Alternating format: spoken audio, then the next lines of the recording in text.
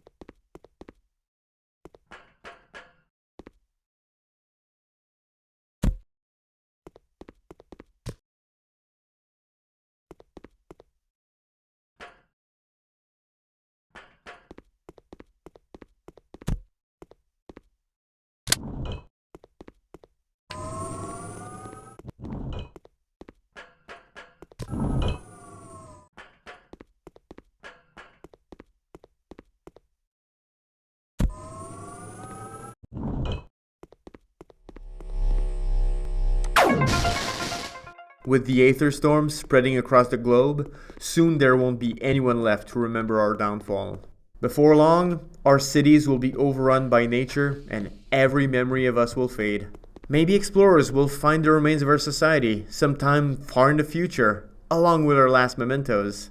I guess we get to write what remains of our story as we see fit, and in this we're all equal.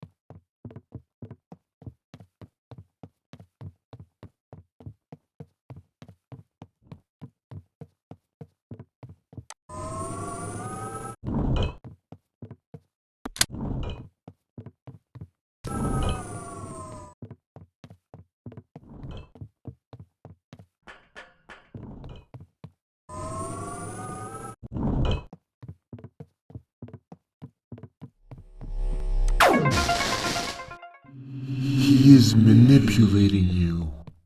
Oh, I'm so sorry. What a drag I am right now. You don't need my negativity. You're already stuck, alone, in a damp, gloomy science bunker. We need something to cheer the situation up, and I know just the thing. If you're in the mood, find a polling booth.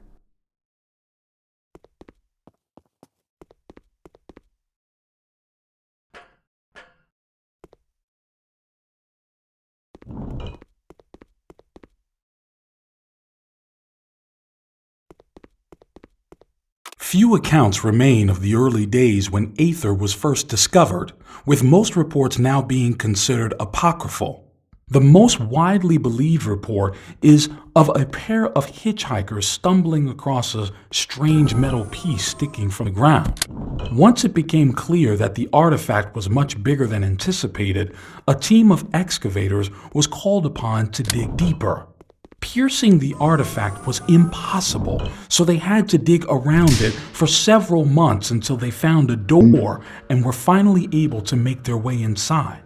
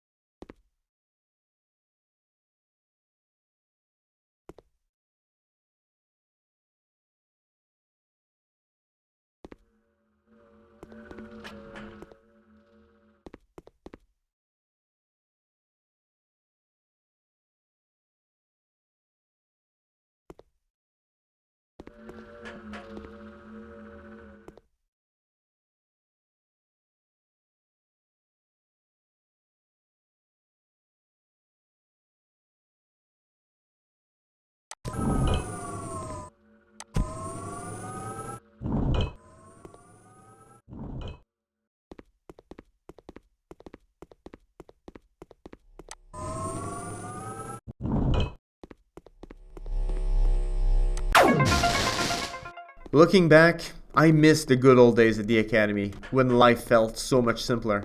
I remember having so many personal projects, staying after classes to take advantage of the amenities. I had a lifetime of opportunities ahead of me, but I wanted to hit the ground running and was working long hours to get there. And that's where I met my husband-to-be, Kenna. It's only once inside the craft that we understood that the artifact was actually a starship which had crashed eons before. Although much of it was broken, early teams were able to scavenge surprising technology well beyond our current capabilities. But once they reached the core and found the power source fueled by Aether, they knew this discovery had the potential to reshape civilization as a whole. Almost overnight, the starship ended the Civil War, tearing our nation apart as we became united by a single motive: to uncover the secrets of the alien vessel.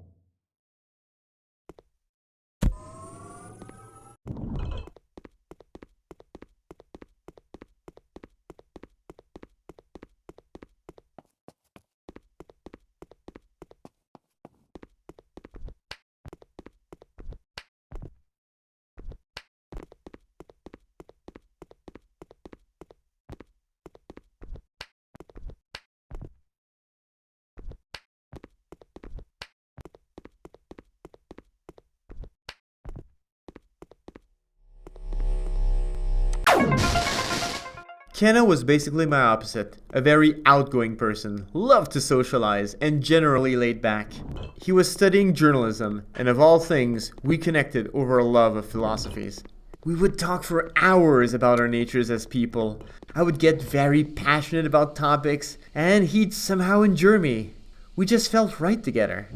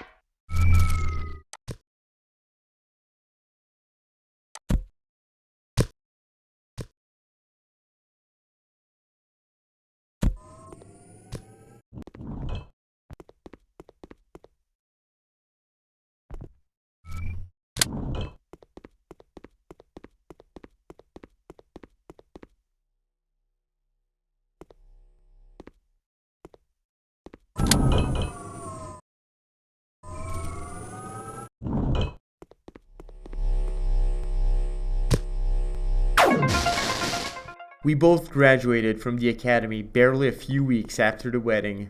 Kenna was an overachiever and well connected, so of course he was immediately hired by one of the top media outlets in the state.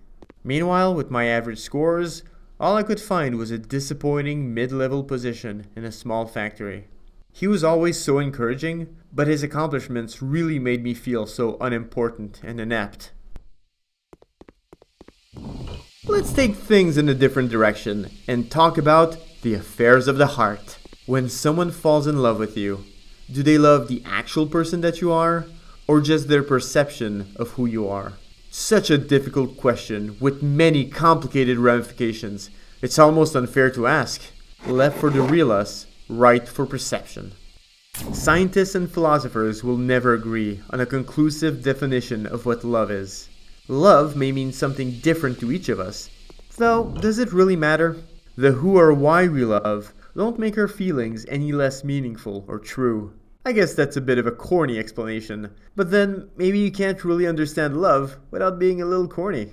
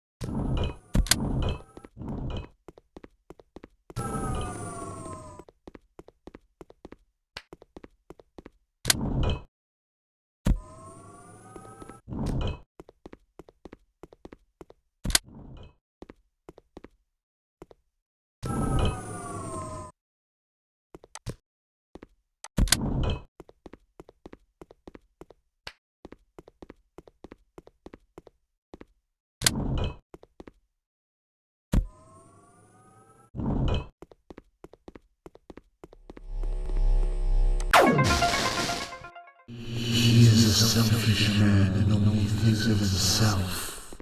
Although my home life was the best part of my day, it also felt unfulfilling to me.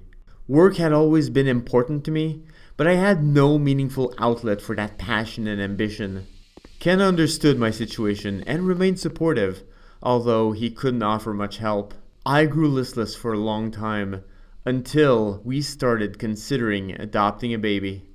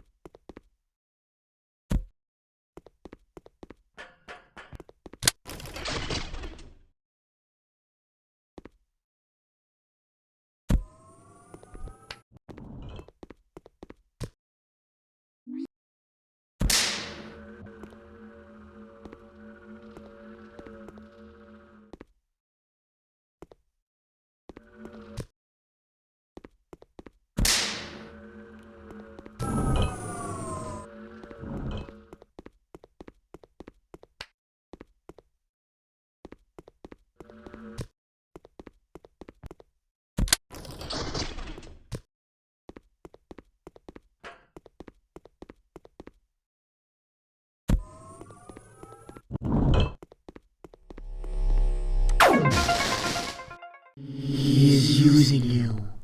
I've been seeing huge stress spikes on my screen. Even if you are the elite Aethernaut, I know this must be difficult for you.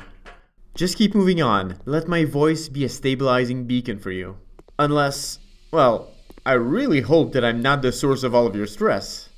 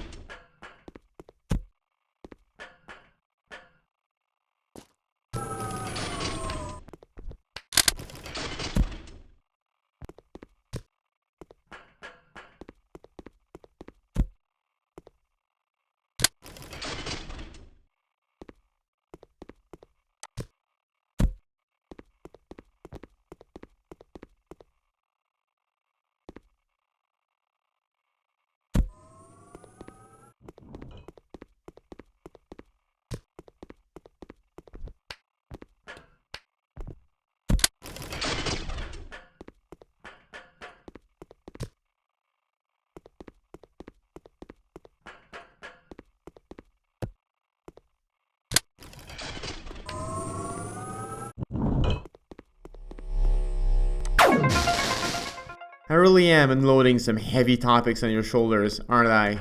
I didn't realize until now how much I needed to talk and connect with someone. Right now, you're the closest thing I have to a friend.